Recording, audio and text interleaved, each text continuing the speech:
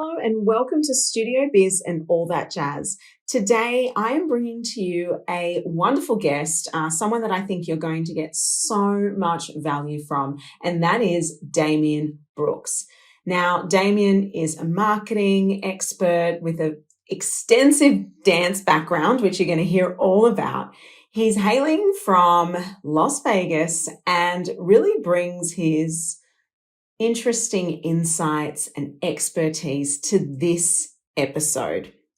Damien Brooks is a dancer at heart and marketer by trade. Growing up in the entertainment capital of the world, he got a start in dance through breaking in Las Vegas.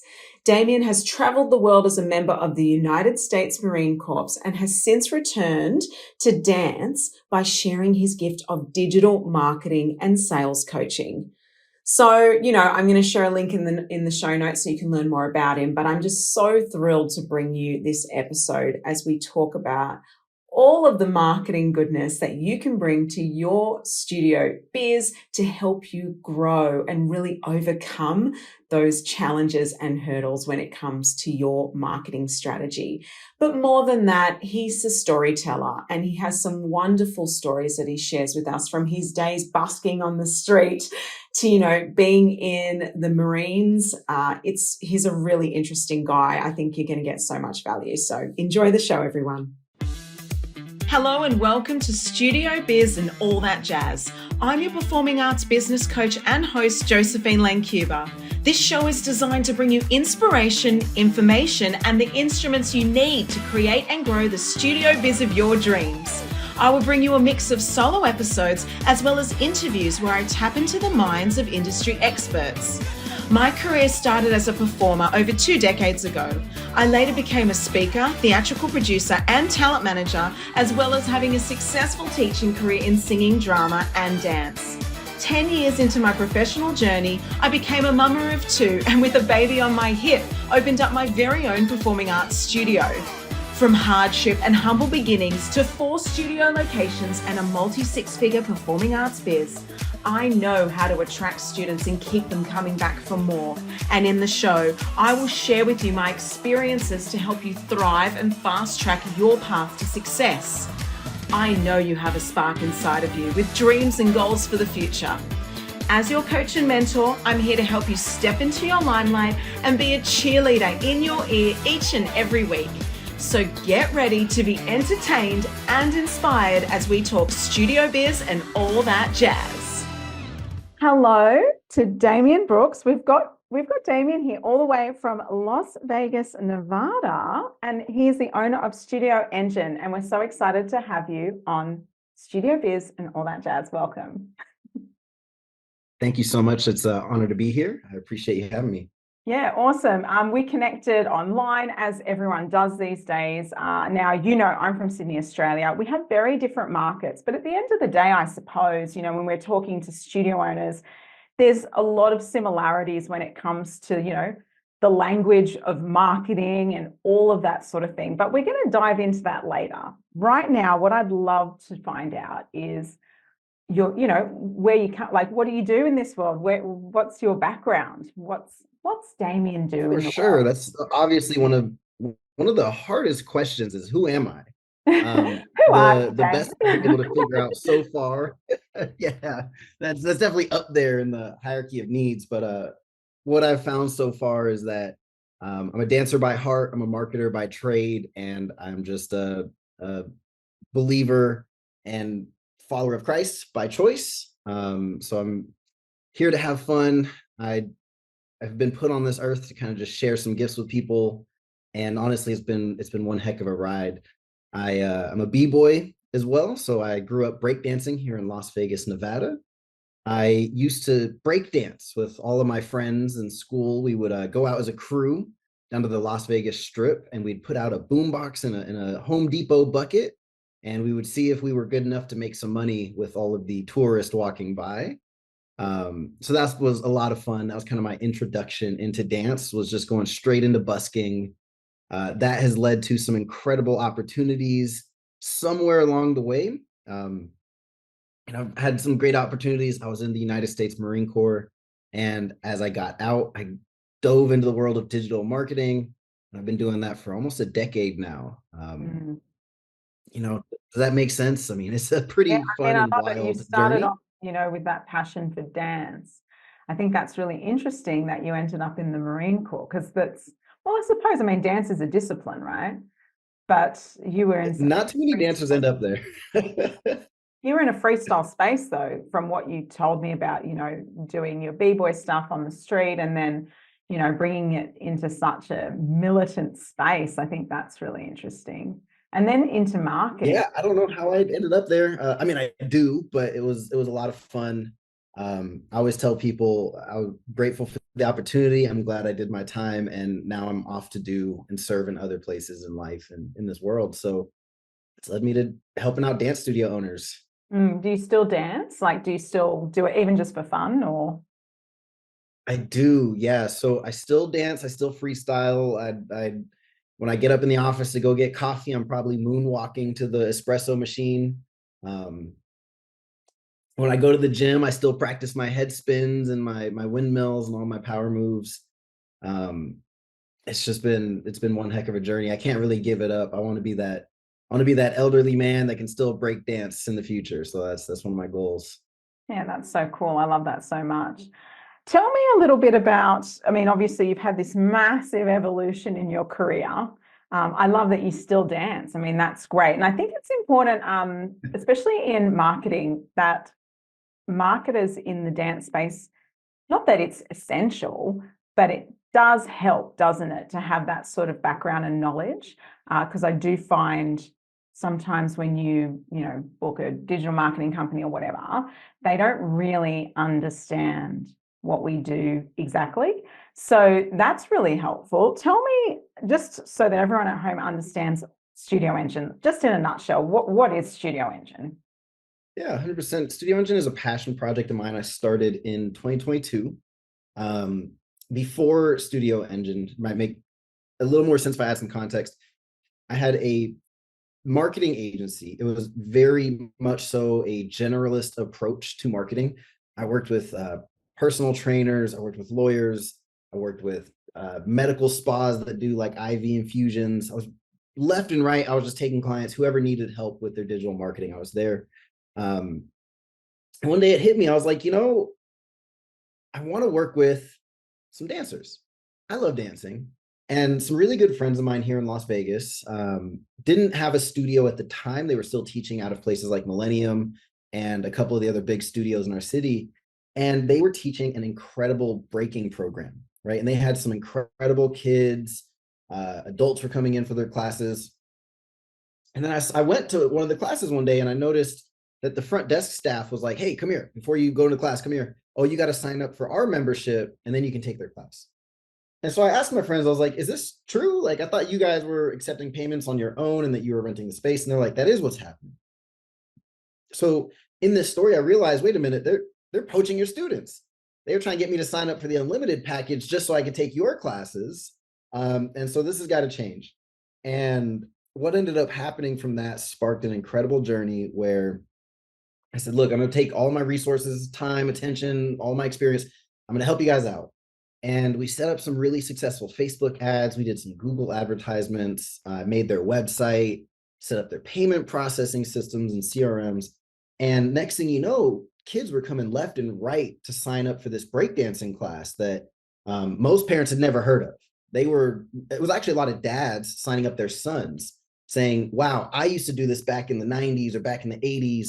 So I'm going to put my kid in the class. And fast forward about almost 5 years now. Sounds like a long time, but about 5 years.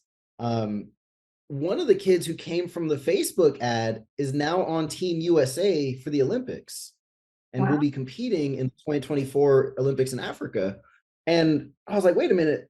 He came from one of our first ever Facebook ads.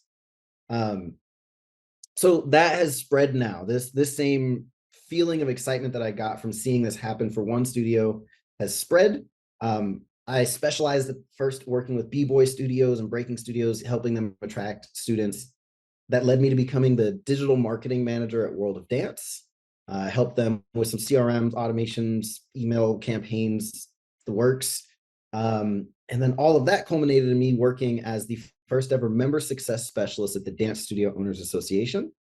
And from all of that, I've gathered so much great experience and understanding of what it is that studio owners need, that I'm now back doing my own thing with Studio Engine, and we help with marketing, we help with the sales process, we help with team training and leadership development.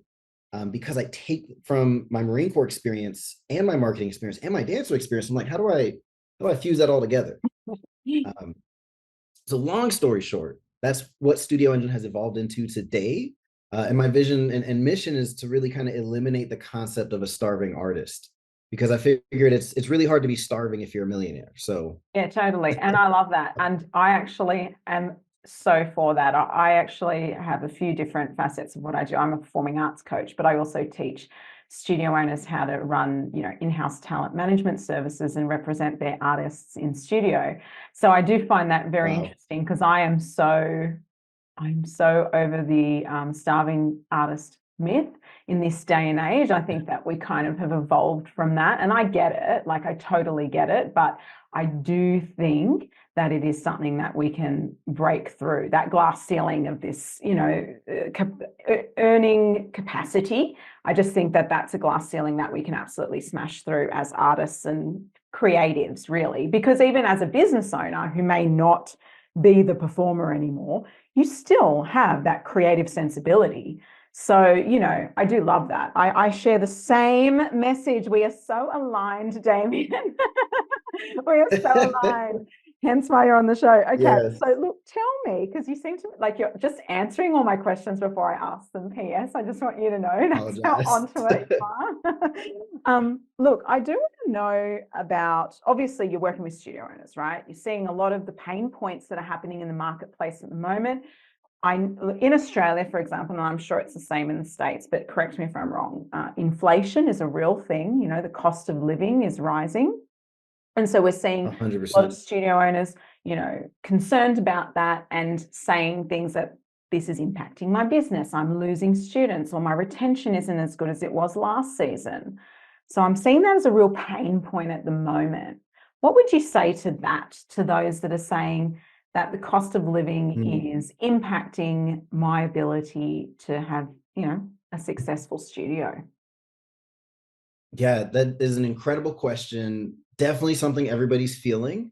And of course, as countries or areas enter into recessions, it's going to happen. But I do have a philosophy that a great mentor of mine gave me, actually, in the dance studio space. His name is Mago. And it really hit me as I saw the power in this statement. But the businesses that are bringing people together are the ones that are going to continue to succeed. So right now we're facing issues with like artificial intelligence. It's like one ChatGPT upgrade away from replacing lawyers and marketers and web designers and video editors and anything to do with a computer. But the one thing that AI can't replace just yet are the companies that bring people together. So we really have to understand the value of, we're not just here to teach dance class. We're here to create amazing human beings that just so happen to be good dancers, or great dancers, or amazing dancers, or world-class dancers. What ends up happening is parents' pricing is only like 25% of the value equation, right? You have things like, how convenient is it for the parents? What value are they truly getting outside of just, oh, well, you're cheap, so I'm going to keep doing what I'm doing? If I know that every time I drop off my daughter's name is Olivia, so I'm going to use her name as an example. If every time I drop off Olivia at your studio and all that jazz, and I know that, hey, Wednesdays and Fridays, I get to leave her for 4 hours, and me and mom get to go on a date night now. We can go to Costco or a movie, but not both because there's not enough time. To take care of ourselves, go do our errands. And when I come to pick my daughter Olivia up, she's going to be more flexible. She's going to have made better connections with friends that might be lifelong friends. She's going to be in better shape. She's going to have learned how to work a little bit harder towards a shared common goal. And she's learned teamwork. She's learned following directions. I'm like, my kid is a better person because I left her with you for 4 or 5 hours every Wednesday and Friday.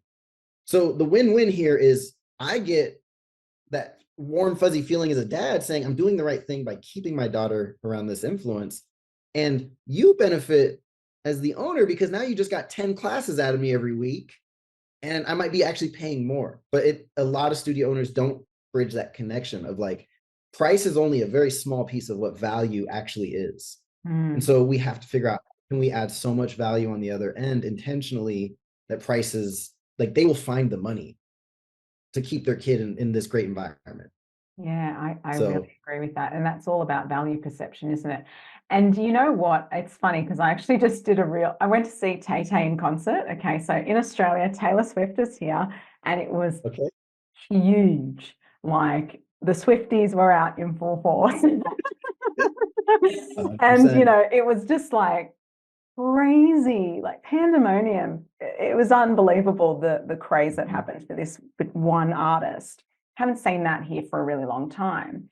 Anyway, I did this reel on Instagram, you know, as you do, about how it's all about value perception, because studio owners, we're saying people don't want to spend money on class, yet everyone, I mean, people are on payment plans to go to Taylor Swift, right? Because they wanted to be there. There was FOMO, that fear of missing out, you know, there was so much value perceived in that ticket. I mean, we paid ludicrous amounts to go to that concert. And I wasn't even that big of a Swiftie. I just had to go because everyone was going and my daughter was a fan. So, you know, I'm like, I just want my daughter to be happy. Her friends are going. We have to go, right? So, yeah. What did you think about it? You're like, this is a lifetime experience for your daughter. You're going to pay for that, right? Yes. And that's the piece where I think maybe we just need to think a little bit larger than life.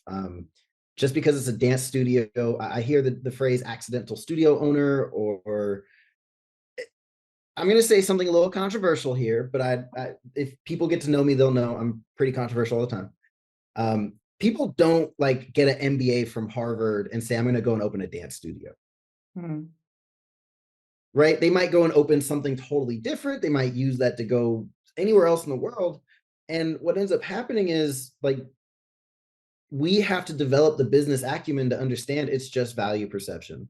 So how do you create that environment where they're just like, I will pay you $1,000 a month for my kid? And I know some studio owners in Las Vegas where 4-digit monthly tuition is not unheard of in our city.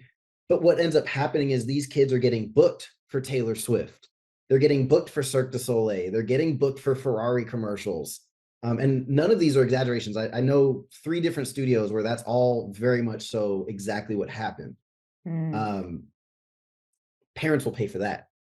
They will not pay for your jazz tap combo class that you treat like it's just, it's just an hour that we have to fill up. No, that's not what they're going to pay for. They're going to pay for, my kid's life is going to be better if I take 20 classes a month, or however many, you know, you can. Yeah, totally. I think we're just paying at the end of the day. And, you know, obviously there's all types of studios, right? I mean, most people will talk about youth studios, of course, depending who you serve, listeners, if you've got adults in your space. I mean, the principles are still the same. It's about their own fulfillment, their own happiness versus their child's fulfillment, their child's happiness. But that value perception piece is all the same, isn't it? So I do think that's really, really important. And I am, again, so aligned to that message because, like I said, with that Taylor Swift concert, you know, people spent more than they had to go. And so at the end of the day, it just proves people will spend money where they perceive the value is. And so, you know, bringing that into our own business is absolutely critical to its success. Hey studio owners, I would love to connect with you online. And if you want to connect with me and my community, you can through Facebook. I have a free Facebook group community and it's called Studio Biz and All That Jazz. Yes, just like the podcast. All you have to do is head to your Facebook and search Studio Biz and All That Jazz. It's pretty simple. Request to join, let's go. I can't wait to see you there, and make sure you say hi when you're in the group.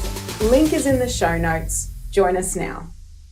Now, I liked a little bit of some of the stuff I was listening to on your website. I was stalking you, as I do, with all my all my guests. I like to come in knowing something, right? We got to have a bit of a background here, right?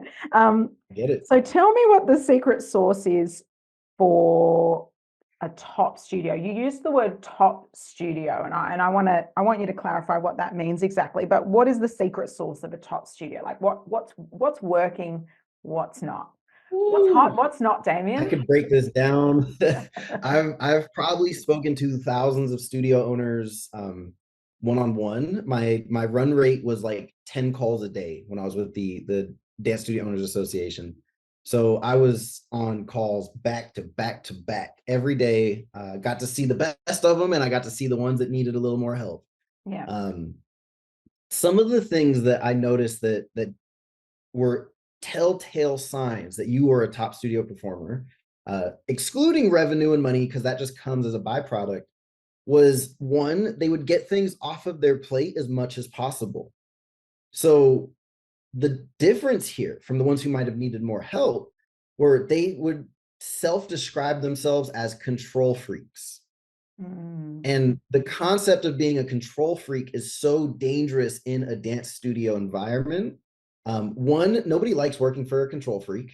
It just doesn't work. Two, we're not that good. We can't do a million things in a day. We only got 24 hours. You know, you don't see Taylor Swift setting up her own lighting, her own acoustics, doing her own pyrotechnics, right? She gets that off of her plate so somebody else can handle people in the fire. door at her concert. Yeah, she is not checking bags at the security station. And she's definitely not selling the popcorn for $1 million at the concession stand. So we have to approach it the same way. That I would say that was one of the first things, was when somebody called themselves a control freak, kind of already knew maybe where they were at. Some other things that I noticed were that the absolute top studios, the ones who are doing 1, 2, 3, I've even seen people pushing like $5 million US a year in one location. They were very much more focused on developing leaders in their own program. So not just making somebody who can follow a checklist and do the front desk job, but saying, Damian, I see a vision for you where I want you to be this director. I want you to be this manager. I'm going to teach you not only how to do the sales and the marketing and the cleaning the bathrooms, I'm going to teach you how to make other people leaders. And when they learn how to do that, when they can instruct and train leaders that can make their own leaders, what ends up happening is they were growing exponentially. They were able to open multiple locations. They were able to take vacation for as long as they want. I mean, and I know some people who they would own studios that they had never stepped foot in. There was actually a lady that I know who she would buy a studio remotely, scale it up just using SOPs and systems, and then she would sell it without ever stepping foot in the studio. And I mean, she was getting them for dirt cheap, turning them into multiple millions of dollars a year, sell them, take her exit strategy and do it all over again. And so that I guess those are the biggest differences that I'd seen between top studio performers and the ones who maybe just needed a couple more years of experience. Yeah. And I do tend to see that with my coaching clients as well, you know, that narrative that you mentioned earlier in relation to being a control freak. And I think it is just a narrative. It's that self-limiting belief that you have to have your finger on the pulse in every situation, when really that's just limiting your growth. Because you're right, and I truly believe it as well, that we can't be all things to everyone, and we're not always the best at everything. You know, when I started my studio a decade ago, I was all things, you know, as you normally start, and then eventually, you know, you start outsourcing, getting teachers, getting choreographers for our major productions, getting, you know, a bookkeeper, an accountant, like all the pieces. It's just the comp director. Yeah, it's too much. It's just too much to do on your own. And then people just end up, you know, grinding and not seeing any growth for years on end and wondering why nothing changes. So I do believe that as well. What Yeah. about those that are starting out? So you've talked, all right, so we've got these bigger studios and they're doing all these amazing things. But what about for someone who's really just starting out as a studio owner? What would be your advice in relation to getting started when it comes to their marketing? Oh What yeah. can they do to Yeah. really make an impact in the space?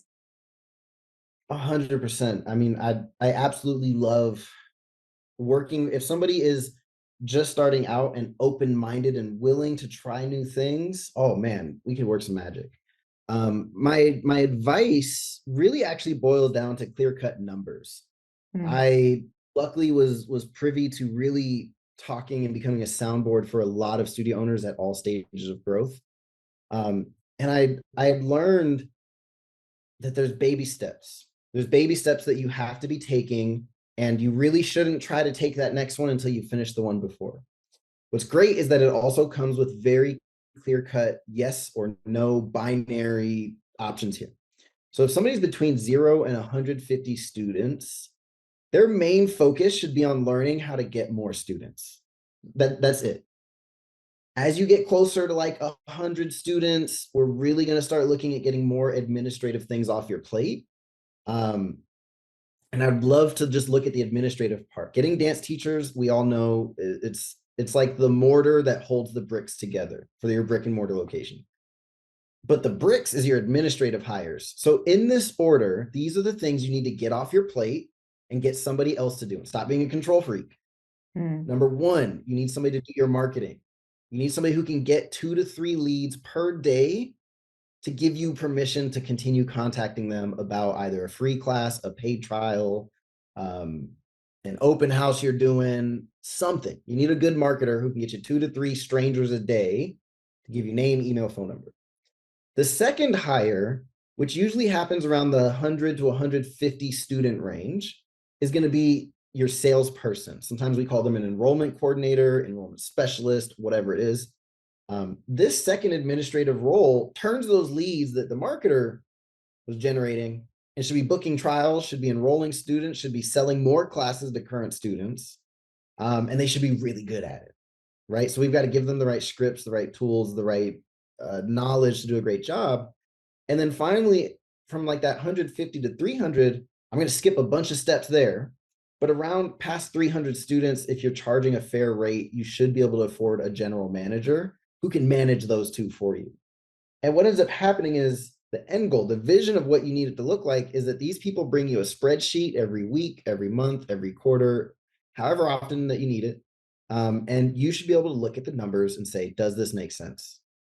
Hey, I got 60 leads this month. Great job. You got me 2 leads every day. Salesperson, how many enrollments did you get me out of these 60 leads? You got 0. Like, wait a minute, now I have questions. What happened? Let's review your work. Maybe review the training. But if they got you 40 enrollments out of your 60 leads, great job.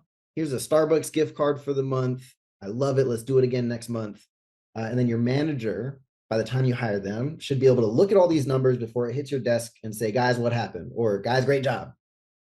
And they should also now have the tools and training to fix those discrepancies or to reward high performers. And that way you could be on a nice little island beachfront in Bali or something, just looking at the numbers, thinking about your second or third location. Yeah, But those are the steps administratively. Get your marketer, get your salesperson, get a manager to manage them and everything else. And that is my work towards that. Don't focus on everything else. All the other stuff will come. The likes, the comments, the followers are not as important as getting those key admin help. Yeah, absolutely. I have a group coaching program called Studio Biz Success. And last month we talked about know your numbers and metrics, which is what you're basically talking about now, those beautiful metrics, those numbers. I feel that 100%. not enough studio owners know their numbers, and it's something that they avoid like the plague. And it's really, like you said, that check-in, whether it be weekly, fortnightly, monthly, whatever. I do reckon it shouldn't, like there are different metrics you can take it quarterly for sure, but I do think it should be a minimum of monthly, because you want to keep on top of it. But I just think, yeah, not enough studio owners are prioritizing knowing their numbers. And it is such a beautiful thing to know because, like you said, you can review, like if you get 100 inquiries and only 2 trials booked out of 100, there's obviously something happening in between. So you know that your lead magnet is working, but what Something's happens wrong. after that? You know, or Yeah. or they come in, so like 90 out of those 100 book a trial, but then Mhm. once they get into the studio, you're only enrolling 2 out of those 90. Then the problem is in the studio. What's happening in the classroom or the front I have a desk? lot of Or questions. Yeah. yeah, like it just opens up Yeah. a can of worms that you need to know, and people want to It will avoid tell that. you everything. Your numbers. I would be able to look at any studio owner's numbers and tell them if they have the numbers, right? If they don't have them, that's the first place we're going to talk. The second piece is if they have them, I can tell you exactly what's going on and what kind of tools to implement that will change this in your life. And you totally hit it on the head of like, if you had 100 inquiries and only 2 enrollments or 2 trials booked, my first guess is that like somebody's not calling these people on the phone. No. That's a step we always fix too. Like everybody tries to skip and to automate this and to some magic template's gonna like, no, pick up the phone, call this parent or call this dancer and say, look, this is who we are. We want to talk about what's in it for them. Hey, what are your goals? Oh, you want to lose weight? Great. Come join our cardio hip hop class 3 times a week. Your first one's on us. Can I save you your spot? Like I'll save you 1 spot for Tuesdays. That sound cool? They'll say, great, thank you so much for saving me my 1 spot. That creates urgency. So they actually show up. And then 2, give them a great experience. And then we look at the numbers, right? Like what's your close rate on these trials? Do you know how to get them to pull out a debit card right after a dance class? Yeah, That's not an totally. easy skill. Yeah. There's not, I definitely learned a lot of cool tricks from busking in Las Vegas. And like some of the steps, people would have no idea how deliberately we ran our shows. First and foremost, we stretch with some very provocative music that gets people to look, right? Something that sounds different or is popular. And we just start stretching very slowly and intentionally. And then what happens is people start looking and you never make eye contact at this point of the show because they get weirded out if some dude is just looking at them dancing, staring them in the eyes. So we'd start stretching. We would look anywhere except for in the audience's eyes. And then we would have like one person do some type of move and you got to make it look super nonchalant, right? It's got to look like this was just easy. You could wake up and hit a backflip like it's nothing. In my case, it'd be like some type of power move. So you kind of make it look like, okay, let me test and make sure I'm good to put on a show. People will start to gather around and they'll start to tell their families and friends like, hey, wait, what are you guys about to do? Then what you do is you do like a bit of a pre-show. And what we would do, it sounds crazy, we would just stand still. We would stand still until the audience stands still and then they're just watching. Next, we do some small little moves that like let them know the show's about to start. And then somebody gets on the microphone and is communicating because it's so important is to talk to them for street shows at least. And we say, look, the show's starting in 30 seconds. 30 seconds, everybody gather around. Again, no eye contact, no, don't make it too salesy. And then we would always give a reason that they've got to come closer. Now, this was the real hack. We would say, hey guys, the Las Vegas police do not like it if you're blocking the walkway. So we need everybody to take a few steps forward to this line right here. Right. And then like you don't look and you just keep pointing at the line and say, everybody step up right here, right here. Step up to the line. Now, what this does is not just get them closer, which is great so they can share the energy and the love for the show. But what it really does is make sure that the people at the front can't leave because now there's like 5 rows of people packing behind them. And then the audience will continue to push forward because now they're like, wait, what am I missing out on? A crowd just appeared. Let me look over everybody's shoulders. But what this does is the first 4 or 5 rows, the people who are probably going to tip anyways, they can't leave anymore because they got to get through an ocean of people to leave your show. And that's when you got them. You start the show. And at the very end, you don't push too hard. You do a great show and you say, look, please show your appreciation with a donation. You know, we would always have jokes about what to do, you know, or like why they should give us $20. What's going to happen if you give us $100? But there was very deliberate steps at every point of the way to get as many people as possible to pull out their wallet and put a $20 bill, a $100 bill. One time we had the Floyd Mayweather team, their name is the Money Team, and they were watching our show, and somebody walked up and put $1,200 in the bucket. Wow. And was just like, that was incredible. You awesome. They started just dropping hundreds in the bucket. And it was always the same every time. We would wait 5 minutes for those people to go away, run the show again. A new batch of tourists are there to watch our show. And that's how I approach my trials and my classes. It's like, what are your deliberate steps to get them to pull out a wallet and say, sign me up. I want the big package. I want the 5 classes a week, the 6 classes a week. I know a little crazy story, but I feel most people probably would never have that life experience. So I love sharing that one. Yeah, I love that story. As, and I think that really makes it so clear that it's really very intentional. Every step of the way, there's an intention. And sometimes we forget some of those little steps, you know, even just the getting the crowd in and, you know, so they can't escape. It's genius, right? It's almost like if you had given someone a tour of the studio, there'd be a sense that, like, before they start the class, there'd be a sense of almost like they owe you something for your time, so that they feel like, oh, well, they've given me so much to their time, so I'm going to give them my time and energy. And, you know, it's that reciprocal sort of process. So I totally hear you. Like, I think that's really, really cool. What's your thoughts around paid versus organic when it comes to social media marketing? Paid all day. Now I will say organic is fun if you can crack the code, if you can get the likes and comments. It very, very rarely turns into enrollments. And even then, it very rarely turns into the kinds of enrollments that are actually going to make you build generational wealth. The likes and comments are great. People might come to town to take a class from you because they recognize the wall or they know the choreographer and they just want to be in the groups. But the type of enrollment that's actually going to make you the money is that monthly recurring revenue.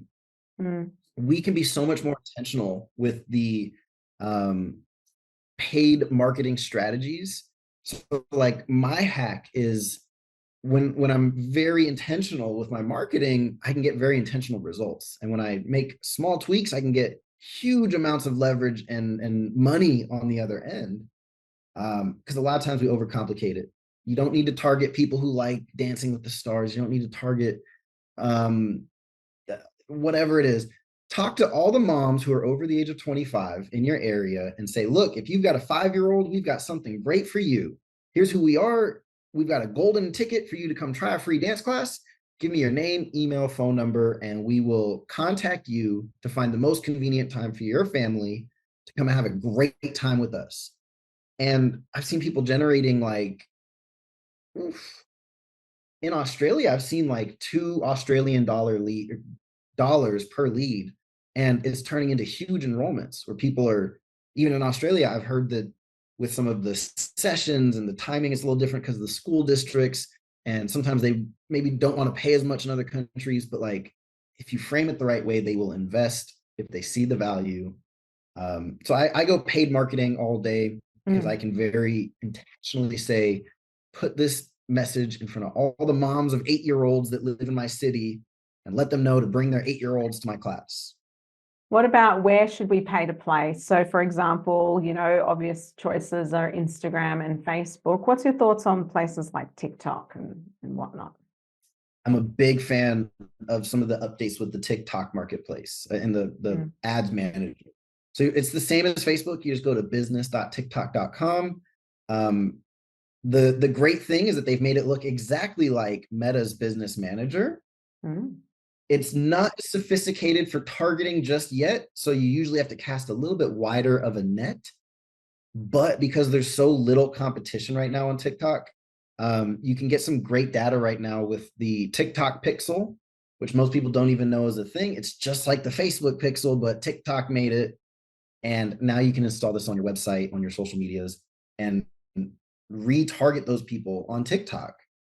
And they're spending, honestly, parents and people, everything TikTok is for kids, but like, no, everybody is spending way more time on TikTok than any other app right now. And so the first rule of marketing is like, go where your people are. If they're on TikTok, you should probably be in front of them. If they're on YouTube, you should be in front of them.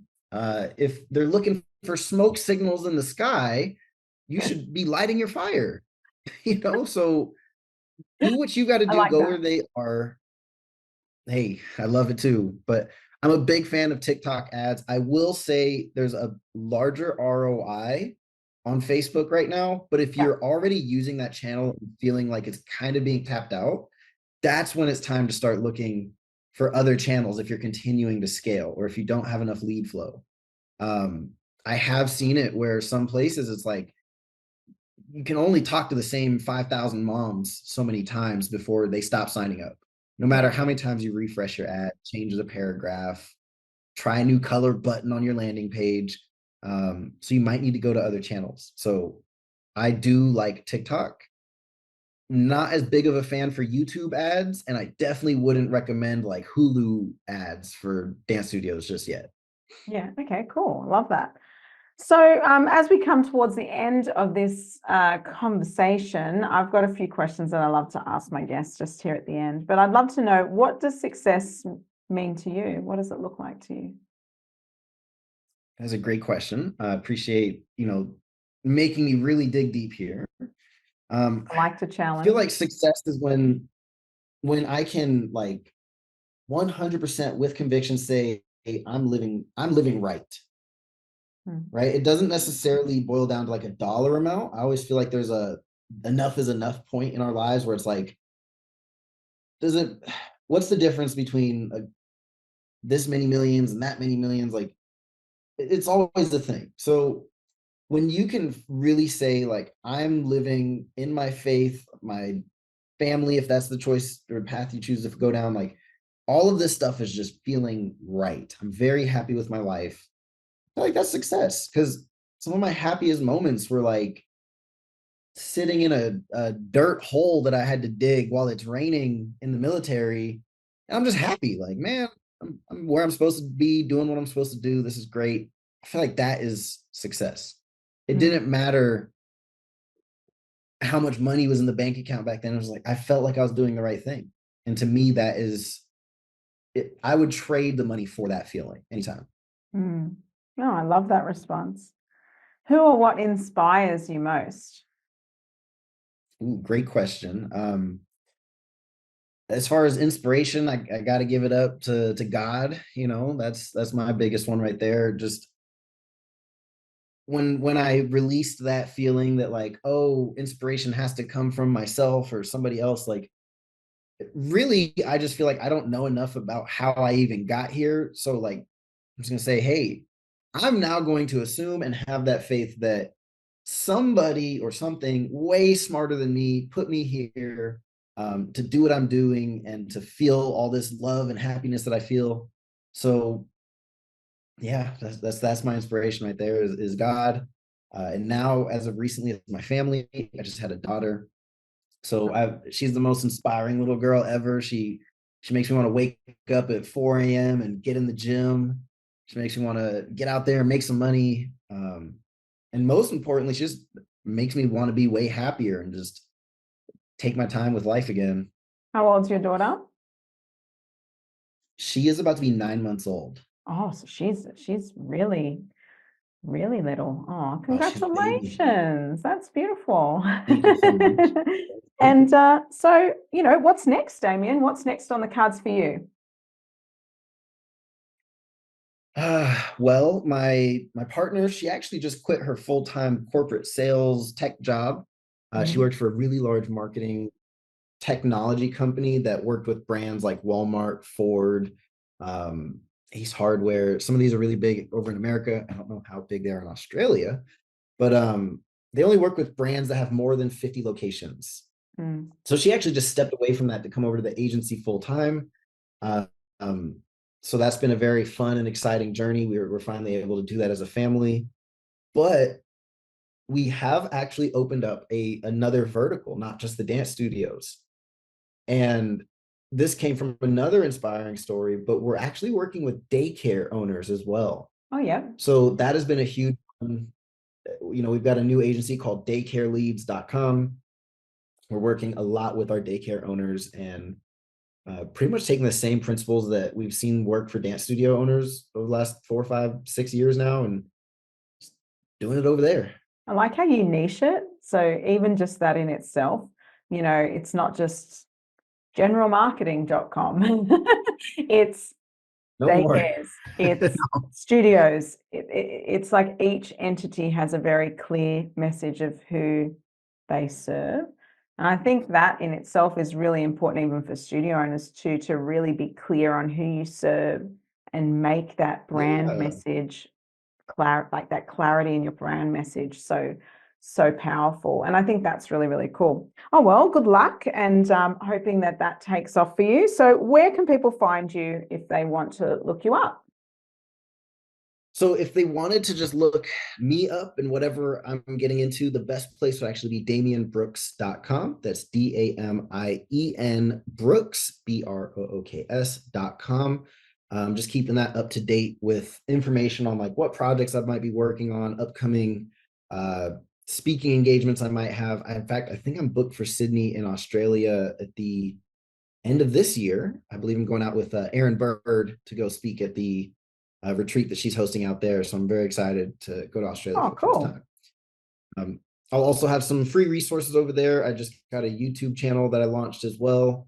The first video was a banger. It's how to set up your own Facebook ads and do it yourself if you want to.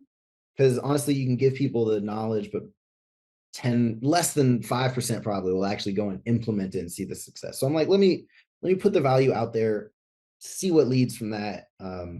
So check me out on YouTube, check me out on my website, damienbrooks.com. I'm also dropping an ebook later this month on local family lead generation strategies that I've seen over the years. So got a couple options, but DamienBrooks.com, all of those beautiful things will be on your website, and we'll make sure we pop a link in the show notes for everyone as well for you. All right, rock and roll. Thank you so much for being on the show. I really appreciate it. And I think that there was a lot of golden nuggets there and great takeaways for the audience. So I really appreciate your time today. And thank you for having me.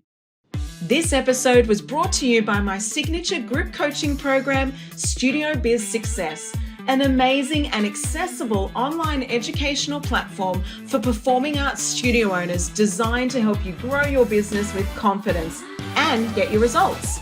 Check it out at josephinelancuba.com, along with other great industry resources to help you leap into the studio biz you deserve. If you love this episode, be sure to share it with your friends. You can tag me on social media at Josephine Lancuba and give it a review. Your support helps the show to grow so I can continue to provide you with useful, informative content. I'm Josephine Lancuba, your biggest cheerleader. Thanks for listening and shine bright.